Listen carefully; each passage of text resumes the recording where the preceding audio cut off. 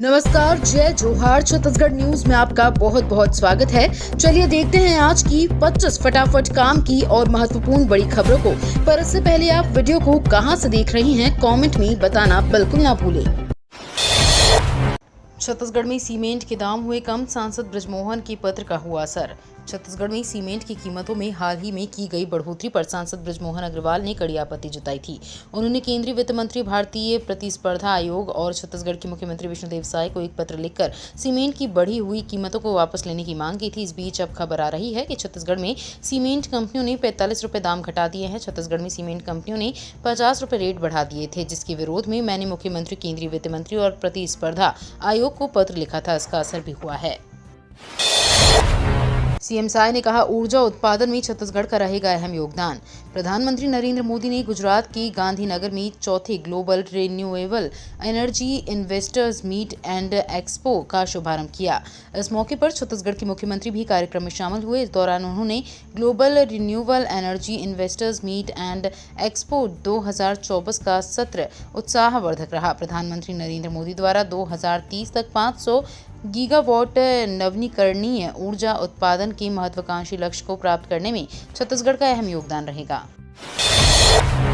छत्तीसगढ़ से घटेंगी लाल आतंक की धुंध, बस्तर के 93 गांव को सोलर सिस्टम से जगमगाने की तैयारी। छत्तीसगढ़ में बस्तर से लाल आतंक की धुंध को मिटाने सरकार ने बड़ा प्लान तैयार किया है। इसके तहत बस्तर के नक्सल प्रभावित 93 गांव को शामिल किया गया है। मुख्यमंत्री विष्णुदेव साय सरकार की नियत नीलानार योजना के तहत नक्सल प्रभावित क्षेत्रों में सोलर सिस्टम से सिंचाई, पेयजल और विद्युतीकरण की सेवाएं दी जाएगी। इसकी जिम्मेदारी क्रेडा विभाग को दी गई है। क्रेडा के अधिकारियों ने जानकारी देते हुए बताया कि योजना के तहत पहले चरण में बस्तर, सुकमा, बीजापुर, दंतेवाड़ा, कांकेर और नारायणपुर में लगे 21 कैंपों के 93 गांवों को शामिल किया गया है। गुजरात में बोले सीएम साय, छत्तीसगढ़ में 45% रिन्यूएबल एनर्जी का लक्ष्य। छत्तीसगढ़ के मुख्यमंत्री विष्णुदेव साय ने चौथे global renewable energy investors meet and expo में शिरकत करते हुए राज्य की ऊर्जा नीति और भविष्य की योजनाओं पर प्रकाश डाला। गुजरात के गांधीनगर में आयोजित इस कार्यक्रम में सीएम साय ने कहा कि प्रधानमंत्री नरेंद्र मोदी का 2030 तक 500 मेगावाट रिन्यूएबल एनर्जी उत्पादन का लक्ष्य है, जिसमें छत्तीसगढ़ का भी महत्वपूर्ण योगदान होगा। मुख्यमंत्री ने बताया कि छत्तीसगढ़ सोलर, हाइड्रल और बायोगैस के क्षेत्रों में तेजी से प्रगति कर रहा है। राज्य की कुल बिजली खपत 5500 मेगावाट है, जिसमें फिलहाल 15% हिस्सा रिन्यूएबल एनर्जी का है। 1320 मेगावाट सुपर क्रिटिकल विद्युत संयंत्र का जल्द जारी होगा कार्यादेश। छत्तीसगढ़ विद्युत उत्पादन कंपनी के प्रबंध निदेशक एस.के. कटियार ने कहा कि सभी अभियंताओं के कठोर परिश्रम व कार्य के प्रति समर्पण का ही परिणाम है कि पूरे भारतवर्ष में विद्युत कंपनी प्रथम स्थान पर है। नए 660 से 660 मेगावाट 2 इकाई वाले सुपर क्रिटिकल ताप विद्युत परियोजना का जल्द कार्यादेश जारी कर दिया जाएगा। 1200 मेगावाट की प्रस्तावित पंप स्टोरेज बांगो परियोजना भी प्रक्रियाधानी है। मड़वा ताप विद्युत संयंत्र में एक अन्य इकाई के प्रस्ताव का लिए भी डीपीआर पर कार्य जारी है। ₹2 के बदले देंगे 20,000 करोड़ का राजस्व, बिजली बिल कम करने उद्योगपतियों ने सरकार को लिखा पत्र।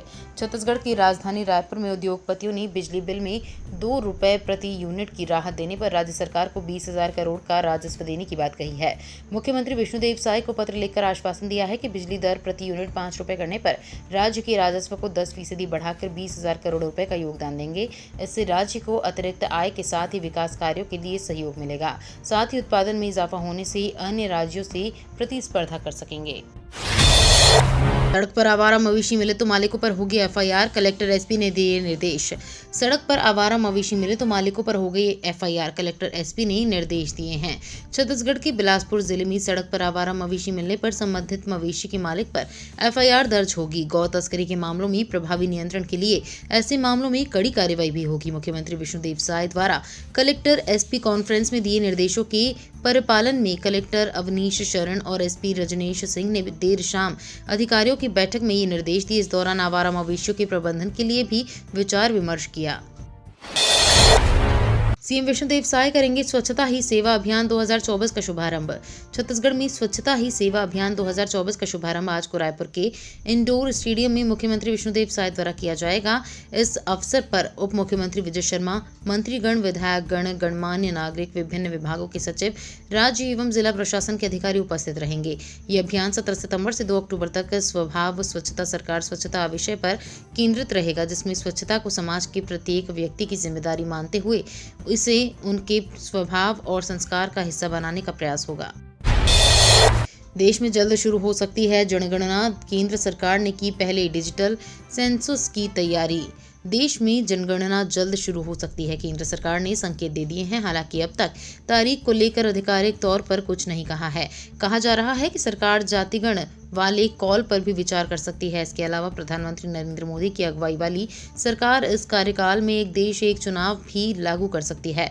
सरकार ने दशकीय जनगणना कराने की तैयारी शुरू कर दी है, लेकिन इस प्रक्रिया में जाति संबंधी कॉलम शामिल करने पर अभी निर्णय नहीं लिया गया है। सूत्रों ने रविवार को यह जानकारी दी। सूत्र ने नाम सार्वजनिक नहीं करने की शर्त पर बताया कि दशकीय जनगणना जल्द ही कराई जाएगी। भारत में 1881 से हर 10 वर्ष में जनगणना की जाती है। खुशखबरी, इलेक्ट्रिक वाहन खरीदने पर मोदी सरकार देगी सब्सिडी। लॉन्च की PM E drive subsidy scheme. Modi सरकार ने विद्युत चलित वाहनों को बढ़ावा देने के लिए PM electric drive revolution in innovative vehicle enhancement योजना लॉन्च की है। ये योजना मार्च में खत्म हो चुकी। Faster adoption and manufacturing of electric vehicle का स्थान लेगी। पीएम ई ड्राइव स्कीम के माध्यम से सरकार का लक्ष्य है कि इलेक्ट्रिक वाहनों को बढ़ावा देकर प्रदूषण कम किया जाए। पीएम ई ड्राइव स्कीम के तहत 24.79 लाख इलेक्ट्रिक दोपहिया, 3.16 लाख इलेक्ट्रिक थ्री व्हीलर और 14,028 इलेक्ट्रिक बसों को मोदी सरकार आर्थिक सहायता दी जाएगी। छत्तीसगढ़ की छात्रा को बम्बई हाई कोर्ट से राहत, कश्मीर कोटे से मिलेगा एडमिशन। बम्बई हाई कोर्ट से छत्तीसगढ़ की छात्रा को बड़ी राहत मिली है। अदालत ने मुंबई विश्वविद्यालय को छात्रा को जम्मू कश्मीर के छात्रों के लिए आरक्षित अतिरिक्त कोटे के तहत प्रवेश देने का आदेश दिया। छात्रा दुर्घटना के कारण प्रवेश पाने में असफल रही थी। Centre for excellence in basic science की काउंसलिंग में शामिल नहीं हो पाने पर छात्रा को दाखिल नहीं मिल सका था। याचिका में कहा गया था कि छात्रा दुर्घटना के कारण चलने में असमर्थ थी। न्यायमूर्ति जीएस कुलकर्णी और न्यायमूर्ति सोमशेखर सुंदरेशन की खंडपीठ ने 12 सितंबर को आदेश पारित किया। 22 सितंबर को भव्य आयोजन, 36 क्लबों के 350 से ज्यादा राइडर्स होंगे शामिल। प्रदेश में पहली बार छत्तीसगढ़ राइडर्स मीट का आयोजन किया जा रहा है। ये 22 सितंबर रविवार को 36 राइडिंग क्लब के द्वारा आयोजित किया जाएगा। इसमें करीब 350 से ज्यादा राइडर्स हिस्सा लेंगे और 1000 से ज्यादा लोग शामिल रहेंगे। इस योजना के जरिए सभी राइडिंग क्लब और बाइकिंग कम्युनिटी को एक मंच देने की कोशिश है। छत्तीसगढ़ राइडर्स मीट में दूसरे राज्यों के भी राइडर्स शामिल होंगे। आयोजन का मुख्य उद्देश्य रोड सेफ्टी के प्रति सभी को जागरूक करना है। छत्तीसगढ़ के सभी जिलों में बनाए जाएंगे अंतर्राष्ट्रीय स्तर के स्विमिंग पूल। छत्तीसगढ़ के पूर्व कैबिनेट मंत्री, भारतीय जनता पार्टी के कद्दावर नेता व सांसद बृजमोहन अग्रवाल ने 15 सितंबर को रायपुर में छत्तीसगढ़ स्विमिंग एसोसिएशन का अध्यक्ष पद संभाला। इस मौके पर एसोसिएशन की एग्जीक्यूटिव कमेटी की बैठक भी हुई। छत्तीसगढ़ स्विमिंग एसोसिएशन के अध्यक्ष बृजमोहन अग्रवाल ने कहा कि प्रदेश के तैराकों को नेशनल इंटरनेशनल स्तर पर पहचान दिलाने के लिए सभी जिलों में अंतर्राष्ट्रीय मानकों के अनुरूप स्विमिंग पूल का निर्माण किया जाएगा। छत्तीसगढ़ हाई कोर्ट का आदेश, रिटायरमेंट के 6 महीने बाद कर्मचारी से नहीं हो सकती रिकवरी। छत्तीसगढ़ हाई कोर्ट के जस्टिस संजय के अग्रवाल ने अपने महत्वपूर्ण फैसले में कहा है कि महालेखाकार कार्यालय सेवानिवृत्त शासकीय कर्मचारी की सेवानिवृत्ति की तिथि से 6 माह की अवधि के बाद सेवानिवृत्ति देयक से रिकवरी नहीं कर सकता। इसके लिए शासन को सिविल न्यायालय में जाने की कानूनी प्रक्रिया का पालन करना होगा। याचिकाकर्ता धर्मू राम मंडावी 31 मई 2008 को शासकीय हाई स्कूल सोमा टोला ब्लॉक मोहला राजनांदगांव से सेवानिवृत्त हुए। अपने कार्यकाल के दौरान उन्होंने भविष्य निधि अधिनियम के तहत भविष्य निधि की राशि में योगदान दिया।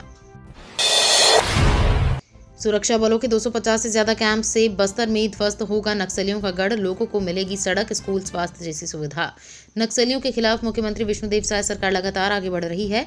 यहां सुरक्षा और विकास के दोहरे मोर्चे पर काम हो रहा है। जल्द ही नक्सल प्रभावित क्षेत्रों में सुरक्षा बलों के 250 से ज्यादा कैंप और नियत निलार योजना के तहत 58 नए कैंप स्थापित होंगे ताकि सड़क, स्कूल, स्वास्थ्य जैसी मूलभूत सुविधाओं का दायरा बढ़ सके। एक तरफ विकास और दूसरी तरफ बंदूक से नक्सलियों का किला ध्वस्त करने की रणनीति पर सरकार आगे बढ़ रही है। केंद्रीय गृह मंत्री अमित शाह ने देश में मार्च 2026 तक नक्सलवाद के खात्मा का लक्ष्य रखा है।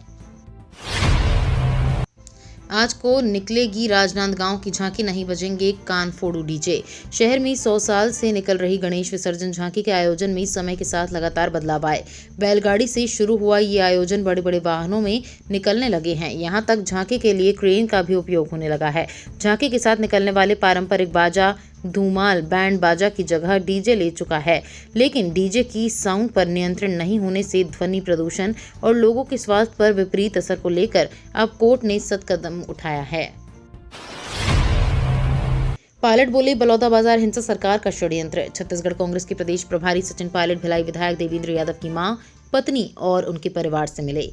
इस दौरान उन्होंने कहा कि बलौदाबाजार दंगे में बीजेपी के लोग भी शामिल थे, लेकिन उनको एक भी नोटिस नहीं दिया गया। हमारे 2 बार के विधायक को नोटिस देकर जबरन गिरफ्तार किया गया है। पायलट ने कहा कि बलौदाबाजार काफी शांतिपूर्ण इलाका है, वहां अगर लोग विरोध में थे तो कलेक्टर और एसपी वहां से क्यों गए, उनके जाते ही दंगे क्यों भड़के। इससे साफ है कि सरकार का षड्यंत्र था। सरकार का इंटेलिजेंस पूरी तरह से फेल था, इसलिए इतना बड़ा दंगा हुआ। कवर्धा कांड पर सियासत, पूर्व सीएम भूपेश बघेल जाएंगे रेंगाखार, बोले बीजेपी के लोग अंधविश्वास को दे रहे हैं बढ़ावा। छत्तीसगढ़ के कवर्धा जिले में हुई घटना के बाद पूर्व सीएम भूपेश बघेल रेंगाखार जाएंगे। वहीं जादू टोना के शक में महज एक हफ्ते में 9 लोगों की हत्या पर पूर्व सीएम भूपेश बघेल ने सरकार पर अंधविश्वास को बढ़ावा देने का आरोप लगाते हुए बीजेपी को जिम्मेदार बताया है। उल्लेखनीय है कि कसडोल में 4 लोग और सुकमा में 5 लोगों की हत्या हुई है। एक हफ्ते में अंधविश्वास के चलते 9 लोगों की हत्या पर पूर्व सीएम भूपेश बघेल ने कहा कि सरकार खुद अंधविश्वास को बढ़ावा दे रही है और इसके लिए खुद सरकार जिम्मेदार है। बोले पीएम मोदी, साल 2047 तक विकसित देश बनेगा भारत। पीएम मोदी ने चौथे global renewable energy investor meet and expo का उद्घाटन किया। इसमें उन्होंने कहा कि भारत को साल 2047 तक विकसित देश बनाना है।